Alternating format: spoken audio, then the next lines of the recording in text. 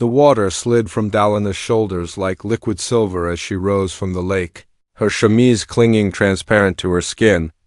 She'd slipped away from the manor's laundry duties at dawn, desperate for this stolen moment of freedom in the forbidden waters of Hollowbrook Estate.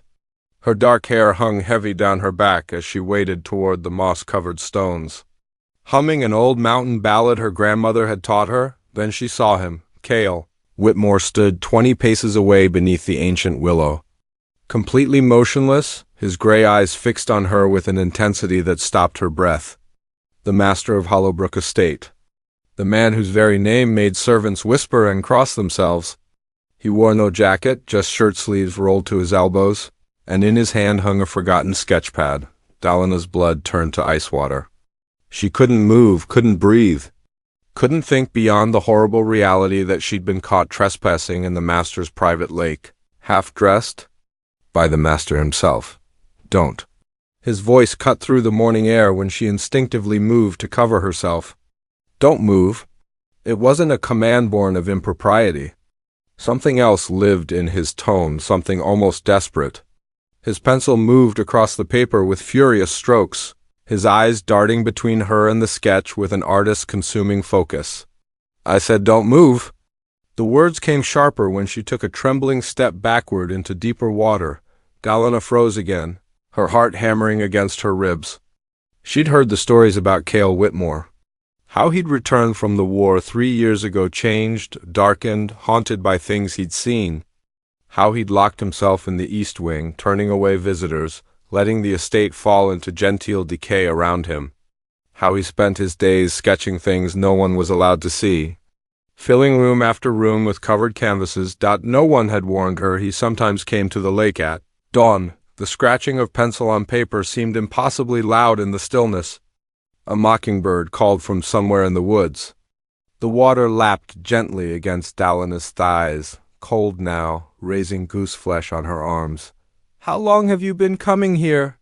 He asked, not looking up from his work. She found her voice, though it came out smaller than she intended. 3 weeks, sir. Since I came to work at the manor? I'm sorry, I didn't know. At dawn? Every day? Yes, sir. Alone? Always alone, sir. Something shifted in his expression, though she couldn't read what it meant. His hand moved faster across the page, capturing something she couldn't see. The morning sun had climbed higher now, turning the mist golden above the water's surface. I've been coming here every dawn for 2 years, he said finally, his voice rough as creek stones. I've never seen another soul. I thought I was alone in loving this place at this hour. Dalina's fear began to shift into something else, something that made her chest tight in a different way. She watched him draw, watched the concentration that softened the hard lines around his mouth, watched the morning light catch in his dark hair. You can come out now, he said quietly. I'm finished. But when she looked at him, really looked, she saw he wasn't finished at all. He was staring at her with the same intensity as before, only now the sketchpad hung loose in his hand, forgotten. What's your name? The question came out rough. Dalina Ashford, sir. He nodded slowly, as if confirming something to himself. Then he did something that stopped her heart completely, he smiled. It transformed his entire face, chasing away the shadows that lived there, making him look years younger. You should go, he said, but there was no dismissal in his tone. Before the others wake and find you missing. But Dalina Ashford... He paused, weighing his next words carefully. The lake is most beautiful at dawn. It would be a shame if fear kept you from seeing it. He turned and walked back toward the manor, the sketchpad held carefully against his chest like something precious. Dalina stood in the water long after he'd disappeared into the trees, her mind spinning, her skin burning where his eyes had touched her. She didn't know then that everything had changed, that the master of Hollowbrook had just fallen in love with the girl from the lake, and that their story would shake the very foundations of the quiet village that surrounded them. Dalina returned to the lake the next morning, telling herself it was defiance, not hope, that drew her back. The mist hung thick over the water as she waded in, her heart hammering with anticipation and dread in equal measure. He was there. Cale sat on a flat rock near the willow. already drawing as if he'd been waiting for hours. When she emerged from the tree line, his pencil stilled, but he didn't speak, didn't smile. Just watched her with those storm-gray eyes that seemed to see straight through her skin to the quick of her soul. "I won't tell you to leave," he said finally, "but I won't pretend I'm not here." So began their strange ritual. Each dawn, Dalina would swim while Cale would draw. He never showed her the sketches, never spoke much, but his presence became as essential as breathing. The silence between them felt intimate, charged with things neither dared to name. On the 6th morning, he finally spoke more than a few words. "You swim like you're trying to escape something," he observed. His eyes never leaving his paper, Dalina floated on her back, watching clouds drift across the lightening sky. "Maybe I am. What are you running from?" "The same thing everyone runs from. A life too small for the size of my wanting." His hand stopped mid-stroke. When she looked at him, something raw and startled lived in his expression. "Say that again. A life too small?" "For the size of your wanting," he finished, his voice barely above a whisper. "I know that feeling." The confession hung between them like morning mist. Dalina pulled herself onto the rocks, water streaming from her chemise. She should have been cold, should have been modest, but the way he looked at her like she was something rare and wild and necessary burned away all common sense.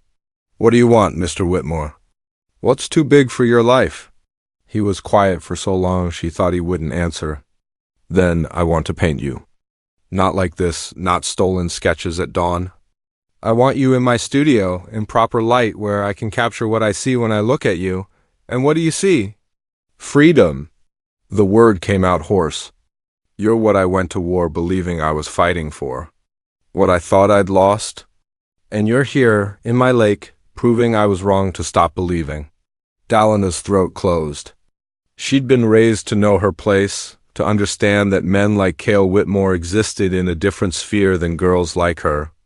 But the way he spoke, the way he looked at her, it made all those rules feel like paper walls, easily torn. "I'm just a laundry girl from Kentucky," she said. "I'm nobody." "You're Dalina Ashford who swims at dawn and wants more than the world thinks she should have.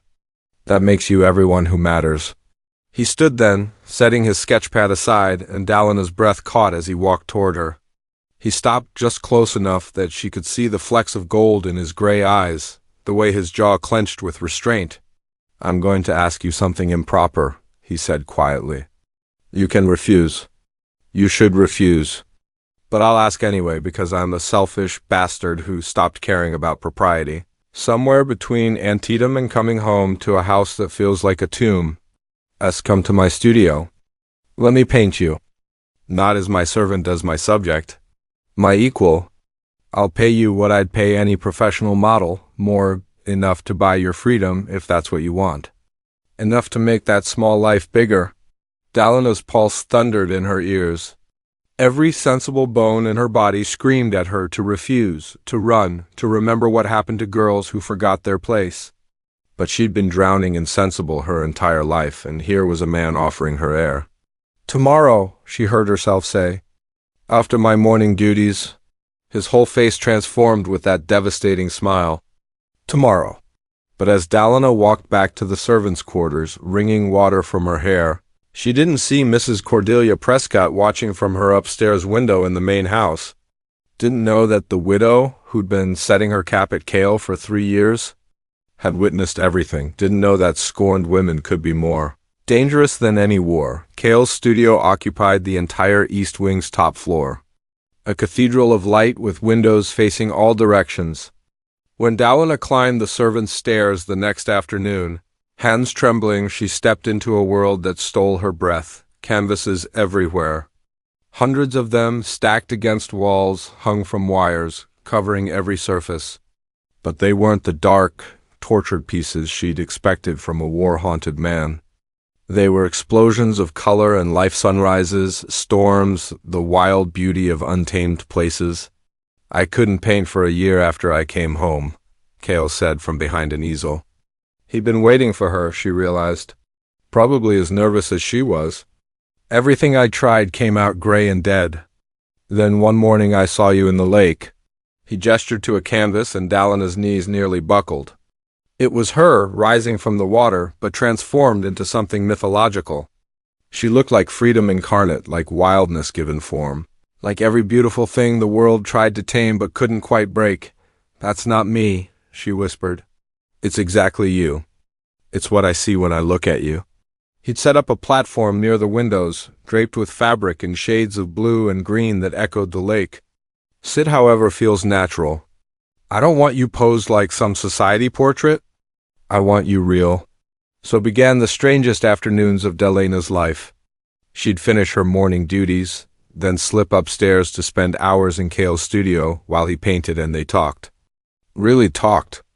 About everything and nothing: her childhood in the Kentucky hills, his years at university before the war, her dreams of seeing the ocean, his nightmares of battlefields that wouldn't fade. "Why did you lock yourself away?" she asked one day, sprawled across the platform in a way that would have scandalized every proper lady in Virginia. Cale's brush stilled. "Because I came home believing I was broken, that the war had hollowed out everything good in me. My parents didn't understand. They wanted their son back, the one who left. Not this stranger who flinched at loud noises and couldn't sit through church without wanting to scream. You don't seem broken to me." "That's because you see me differently. Everyone else looks at me and sees what I was. You look at me and see what I am." The intimacy of those sessions grew like kudzu, wild and unstoppable. Cale would sometimes forget to paint, would just watch her with hungry eyes while she told stories about her grandmother's remedies or sang mountain ballads in her rough, untrained voice. Dalena would catch him staring and feel heat bloom across her skin. One afternoon, thunder rumbled in the distance, and rain began to sheet against the windows. The studio dimmed to twilight, and Cale finally set down his brush. "Come see," he said softly. Dalena approached the canvas on unsteady legs. The painting took her breath. She was there, yes, but somehow more. He'd captured something essential, something she'd never seen in her own mirror: her strength, her defiance, her desperate hunger for life. She looked powerful, beautiful, free. "I can't pay you what this is worth," she said, her throat tight. "I'm not painting it for money." His voice came from right behind her, close enough that she could feel his warmth. "I'm painting it because I need you to see what I see. Because maybe then you'll understand why I can't stop thinking about you. Why I wake up counting the hours until dawn when I might see you at the lake. Why every minute you're not here feels like drowning." Dalena turned, and he was there, so close their breath mingled. Rain hammered the windows. Thunder rolled. "Mr. Whitmore." "Cale, please, when we're here, can I just be Cale?" "Cale." His name tasted like lightning on her tongue. "This is dangerous, I know." His hand came up, hovering near her cheek, not quite touching. "Tell me to stop. Tell me this is madness. Tell me you don't feel this thing between us that's bigger than propriety or sense or any rule we're supposed to follow." But Dalena had never been good at following rules. She closed the distance between them, and when their lips met, it felt like the whole world cracked open. The kiss was soft at first, questioning, then desperate. Cale's hands tangled in her hair, and Dalena gripped his shirt like he was the only solid thing in a tilting world. When they finally broke apart, both breathing hard, his forehead rested against hers. "I'm falling in love with you," he whispered.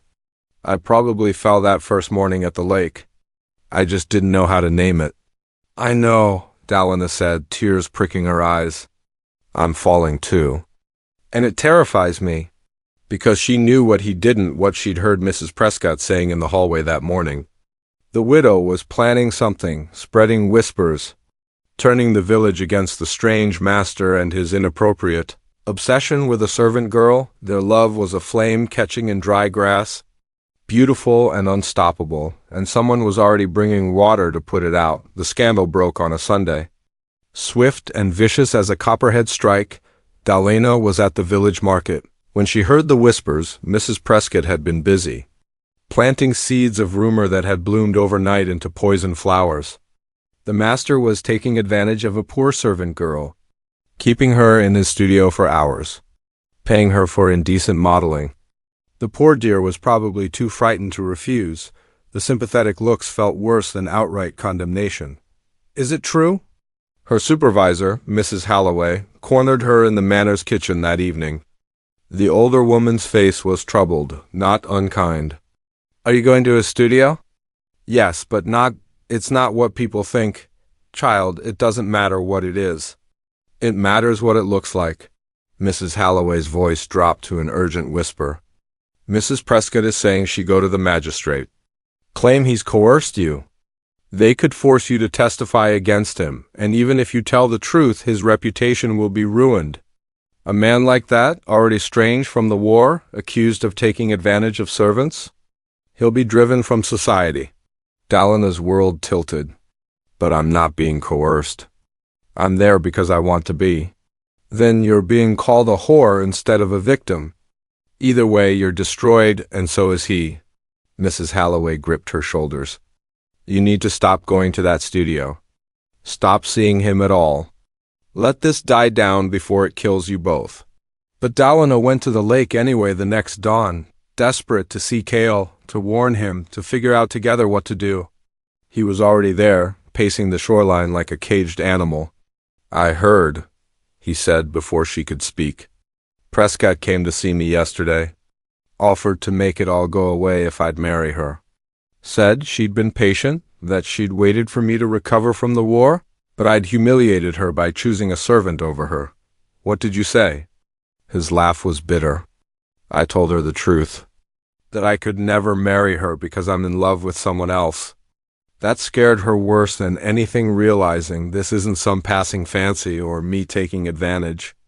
She understands now that what we have is real. Dalina's chest ached. Mrs. Halloway says we need to stop seeing each other. Let the scandal die. Is that what you want? No, the word came out fierce. But I don't want to destroy you either. Cale closed the distance between them, cupping her face in his hands.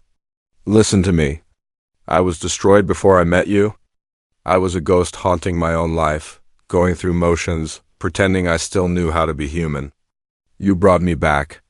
You made me remember what it feels like to want to wake up in the morning. Cale, I have money, property, I can take you away from here. We could go to New York or Philadelphia or even Europe. Places where nobody knows us, where we could be together without this village's judgment crushing us. Run away?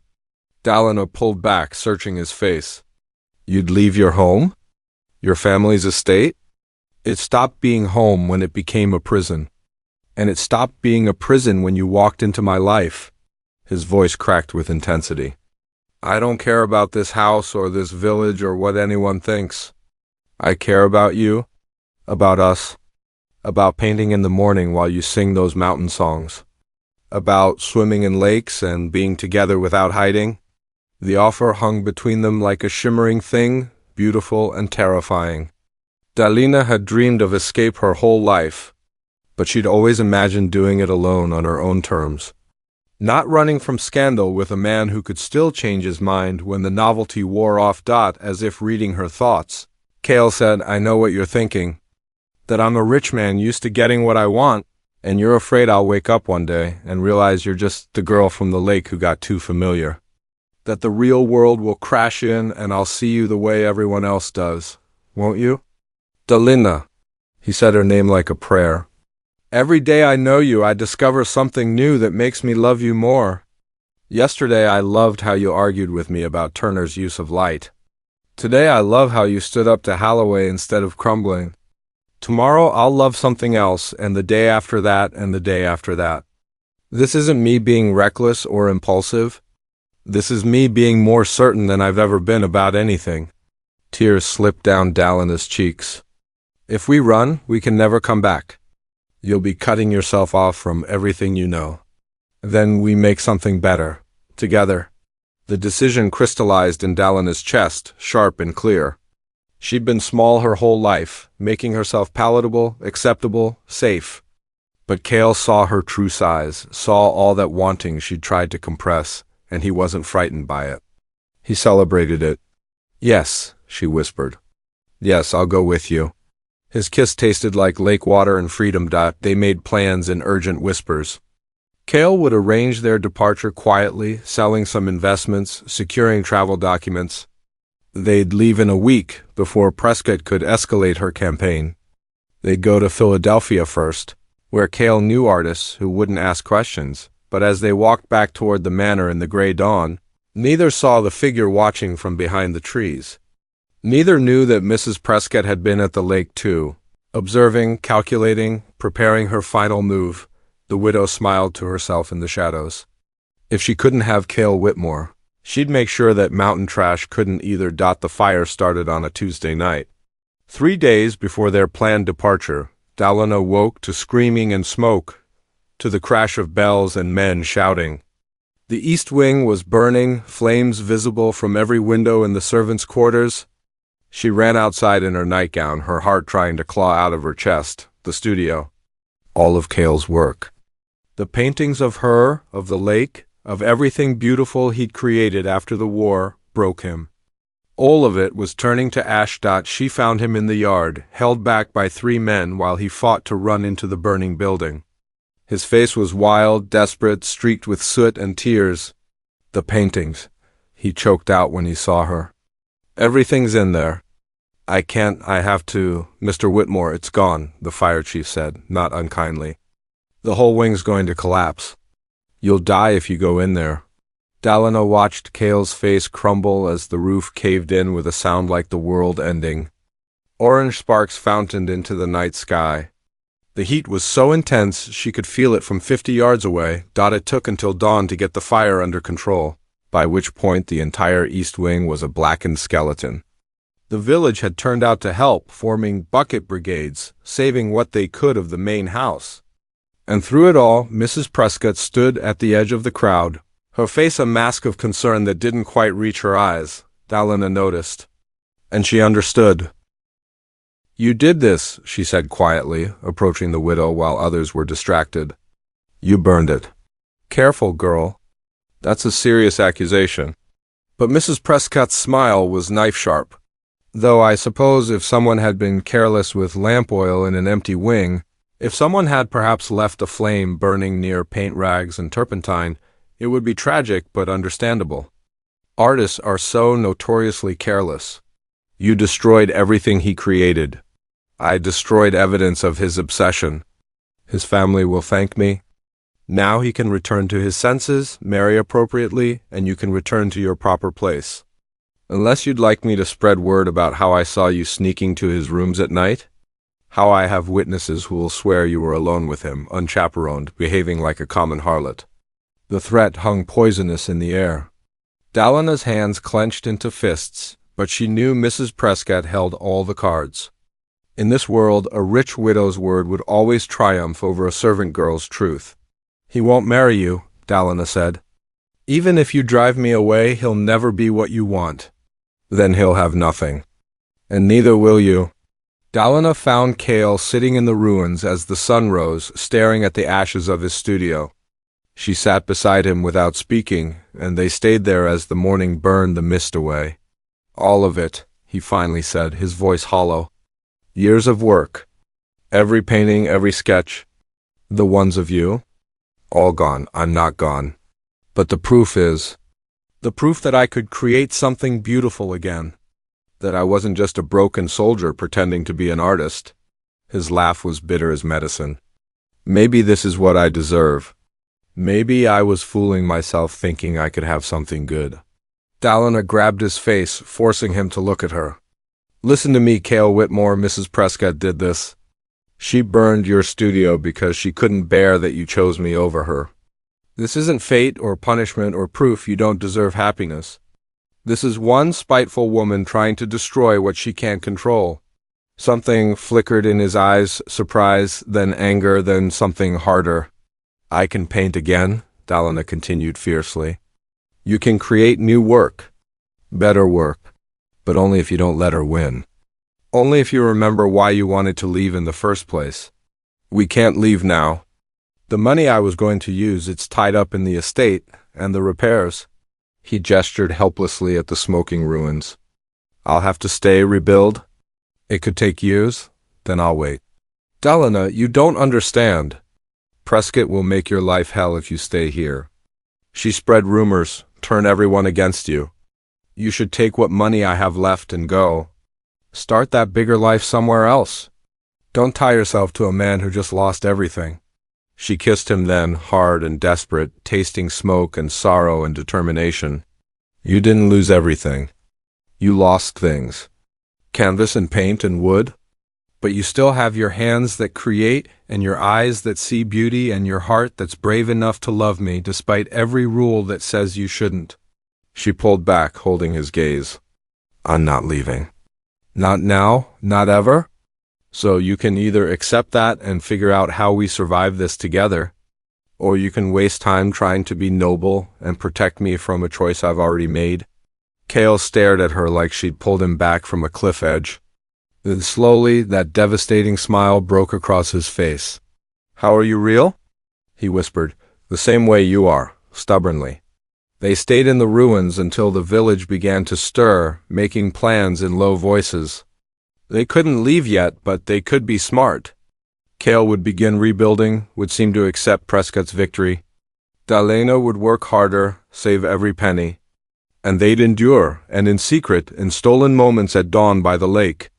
They'd keep loving each other with a fierceness that no fire could touch. Mrs. Prescott had won this battle, but the war was far from over. The next months were brutal.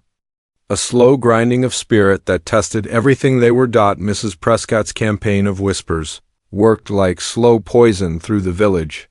Dalena found her hours cut, her duties changed to the hardest, dirtiest work. Other servants avoided her, frightened of guilt by association. The village women crossed the street when they saw her coming. Cale fared little better. His family, summoned by Mrs. Prescott's concerned letters, arrived like a judgmental tide. His mother wept, his father raged, his sister pleaded. They couldn't understand why he wouldn't simply marry Cordelia Prescott and be done with this embarrassing obsession. "She's a nobody," his father said during one particularly bitter argument that Dalena overheard from the hallway. "You're throwing away everything our family built for a servant girl who probably can't even read properly." "She reads better than half your society friends," Cale shot back. "And she has more integrity in her smallest finger than all of them combined." But the pressure wore on him. Dalena could see it in the new lines around his mouth, the way he sometimes stared at nothing with haunted eyes. The war nightmares that had faded returned with a vengeance. She'd find him at the lake at odd hours, sitting motionless. Trapped in memories, they still met when they could, still stole moments together. But it was different now, harder, more desperate. "Maybe they're right," Cale said one cold morning in November, fog thick as wool around them. "Maybe I'm being selfish, destroying your life for my feelings." "Stop," Dalena said sharply. "That's exhaustion talking, not truth, is it? Look at you. You're working yourself to death, despised by everyone, all because I couldn't keep my heart in check. You think you're the only one with a heart involved?" She grabbed his hand, pressed it to her chest where her pulse hammered. "I love you, Cale, not because you're the master, not because you painted pretty pictures of me, but because you see me as a whole person, because you listen when I talk, because you make me laugh and you kiss me like I'm precious and you believe I deserve more than the world wants to give me. You do deserve more, and then help me take it. Don't give up now." But that same week, Mrs. Prescott made her next move. She went to the magistrate with fabricated evidence letters she claimed to have found, testimony from paid servants, proof that Cale was keeping a mistress in his own home. The scandal exploded. The magistrate visited, questioned Dalena with a lascivious interest that made her skin crawl. Cale was warned that if he didn't end this inappropriate relationship, there would be legal consequences. Social consequences. He could be stripped of his position in the community, denied the funds needed to rebuild his estate. "Marry Miss Prescott," his father demanded. "End this madness. We'll find the girl a position somewhere else, give her a reference, and you can salvage what's left of your reputation." Cale looked at Dalena across the drawing room, where they'd been summoned. She was in her servant's dress, hands folded, eyes down like she was supposed to. But when their gazes met, she saw everything his love, his anguish, His fear that he was destroying her. She gave him the smallest shake of her head. Don't, it said. Don't sacrifice us to make them comfortable. No, Cale said clearly. I won't marry Cordelia Prescott. Not now, not ever. His father's face went purple. Then you'll be disinherited. Cut off completely. The estate will go to your cousin, and you'll have nothing. Then I'll have nothing. But I'll have it honestly. The old man stormed out. Cale's mother wept. His sister called him a fool. And through it all, Cale stood firm, his eyes never leaving Dalina's face when they were finally alone. Dalina threw herself into his arms. You can't give up everything for me, she said against his chest. I'm not giving up anything that matters. I'm choosing what matters. He pulled back, cupping her face. I've been thinking. If they're going to take the estate anyway, if we're already ruined in their eyes, what do we have to lose? What do you mean? Marry me. Dalina's heart stopped. What? Marry me. Tomorrow, today, as soon as we can find someone to perform the ceremony. Mrs. Prescott wants to control me through scandal. We'll give her a scandal she can't manipulate. I'll marry you publicly, proclaim it to the village, dare them to do their worst. Cale, they'll destroy us both. They're already trying. His smile was fierce, wild, free. But as my wife, you'll have legal protections. Money, what's left of it. A position they can't strip away with lies and rumors. We'll still probably have to leave eventually, build a life somewhere else. But we'll do it married, legal, unbreakable. You'd marry me out of spite? I'd marry you out of love. The spite is just a bonus. He dropped to one knee right there in the drawing room, taking her work-roughened hands in his. Dalina Ashford, you're the bravest, strongest, most magnificent person I've ever known. You make me want to be better, braver, more honest. Will you marry me and face this cruel world together? Will you let me love you legally and loudly and without apology? Tears streamed down her face. Yes, God help us both, yes. They married 3 days later in the village church with only Mrs. Halloway and the young curate as witnesses. Cale wore his best suit. Dalina wore a simple dress she'd sewn herself from fabric he'd bought. When they kissed as husband and wife, it felt like taking flight. The village's reaction was immediate and volcanic. Cale's family disowned him officially. The magistrate came with papers. He was stripped of his title. His estate seized for debts that had been called in by creditors in Mrs. Prescott's pocket. They had a week to leave Hollowbrook. They left on a gray morning in December with everything they owned, packed in 2 trunks and whatever money Cale had managed to salvage. The village turned out to watch them go, faces ranging from pitying to vindictive. Mrs. Prescott stood on her porch, victory sour on her face as she realized she'd won nothing. Cale was lost to her forever. Married to the servant girl she despised, but as their wagon rolled away, Dalina felt something unexpected, relief. They were free. Truly, finally free. Where are we going? She asked, lacing her fingers through Cale's. Philadelphia first. I have friends there, artists who won't care about scandal. I can paint, teach maybe. What would you want to do? Dalina thought about it, watching the village disappear behind them. I want to learn. Really learn. Reading and writing and all the things girls like me aren't supposed to want. I want to see museums and theaters and oceans. I want everything. Then we'll have everything. It might take time and we'll probably be poor for a while and it won't be easy. I've never done easy. She turned to face him, this man who'd given up everything to marry her. I spent my whole life being told I should want less, be smaller, accept my place. Then you showed up and said my place could be anywhere I wanted it to be. Anywhere we wanted it to be? I love you, Cale said simply. I loved you in the lake. I loved you in my studio. I loved you in the ruins, and I'll love you in Philadelphia and everywhere after. Even when we're old and gray and I've probably driven you mad with all my wanting? Especially then. They rode in comfortable silence for a while, watching the winter.